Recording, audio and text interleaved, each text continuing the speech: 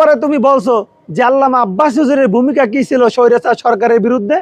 প্রধানমন্ত্রীর উদ্দেশ্যে বলবো, আপনি যদি মুসলমান হয়ে থাকেন কাদিয়ানীদেরকে রাষ্ট্রীয়ভাবে অমুসলিম ঘোষণা করতেই হবে।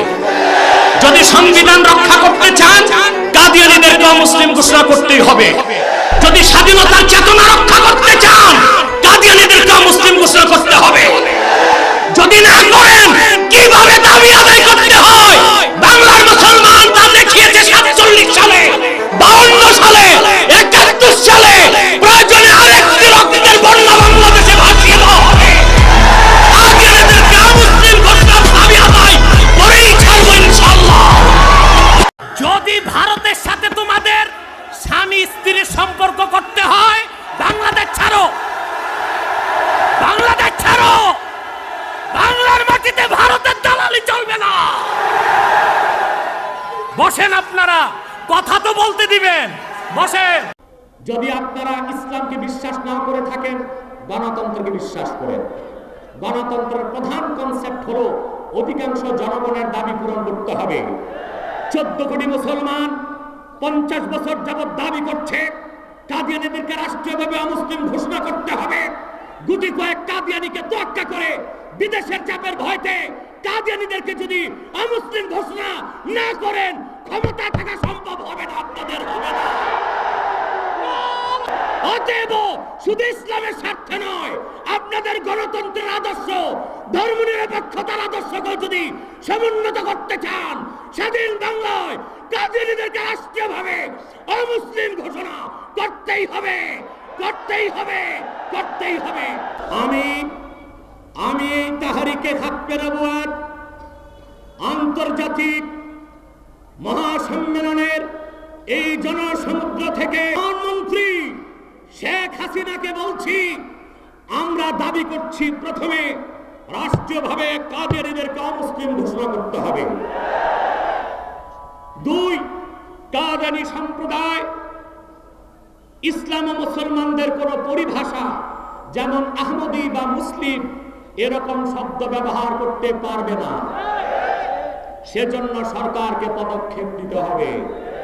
3, কাদিয়ানীরা তাদের উপাসনালয়কে মসজিদ বলতেও লিখতে পারবে না। উপাসনালয় নামে থাকলে মুসলমান খেপবে না। যদি উপাসনালয়কে মসজিদ বলে অন্য মানুষকে ধোঁকা দেবার চেষ্টা হয় তাহলে সেটা মুসলমান বিলীন করে দিত, কাল ক্ষেপণ করবে না। বাট আহম্মক মৌলবী আল্লামা আব্বাস হুজুর যে কথাগুলো বলেছেন স্বৈরাচার সরকারের বিরুদ্ধে, মৌলবী তো দূরের কথা, তোমার বংশে, তোমার 14 গোষ্ঠীতে, তোমার জামাতের ঠাকুর সহ যারা আছে কেউ বলার সাহস পায় নাই। সব যখন জেলের ভিতরে তখন আল্লামা আব্বাস হুজুর একক কণ্ঠে স্বৈরাচারের বিরুদ্ধে বক্তব্য দিয়ে গেছে। আজকে কারাগারে বন্দী হয়ে আছে, রাতের বেলা তাহাজ্জুদ নামাজে তাদের চোখের পানি ঝরছে।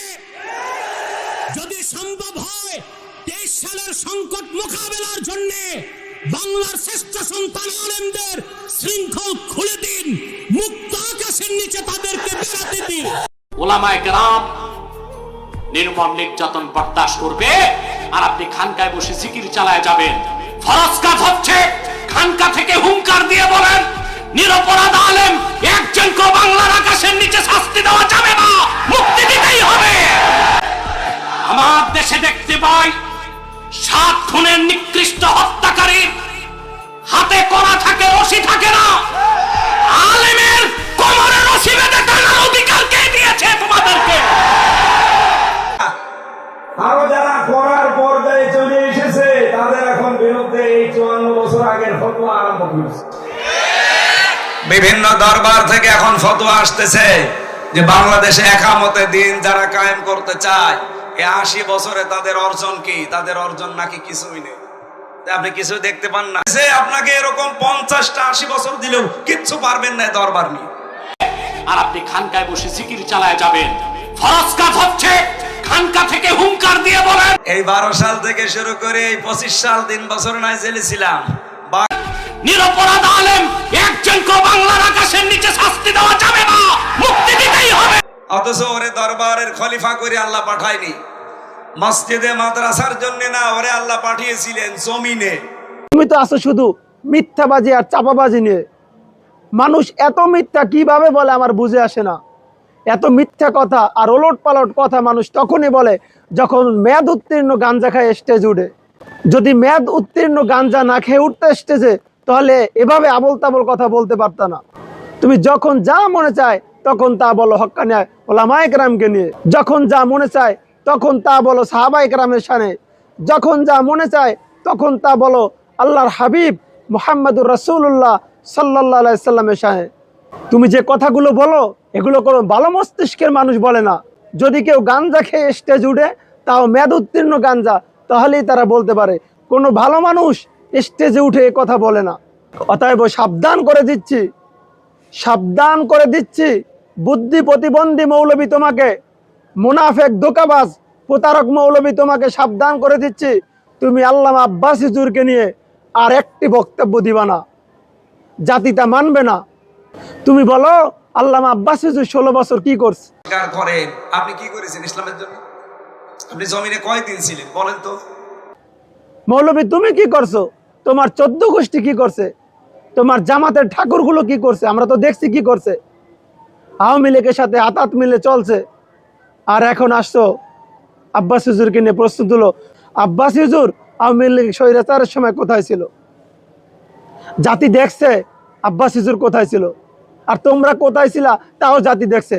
ছাত্র লীগের লুঙ্গির তলে ছিলা তাও মানুষ জানে, হাসিনার খোঁড়ের তলে ছিলা তাও মানুষ জানে। তোমরা কোথায় ছিলা?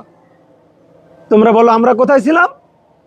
আমরা মাঠে ময়দানে ছিলাম, আসি, থাকবো ইনশাআল্লাহ। তোমাদের অস্তিত্ব থাকবে না। বেশি বাড়াবাড়ি করো না। বেশি বাড়াবাড়ি করলে তোমাদের অস্তিত্ব থাকবে না ইনশাআল্লাহ। আজকে এখানেই শেষ করছি। দেখা হবে পরবর্তী কোনো ভিডিওতে।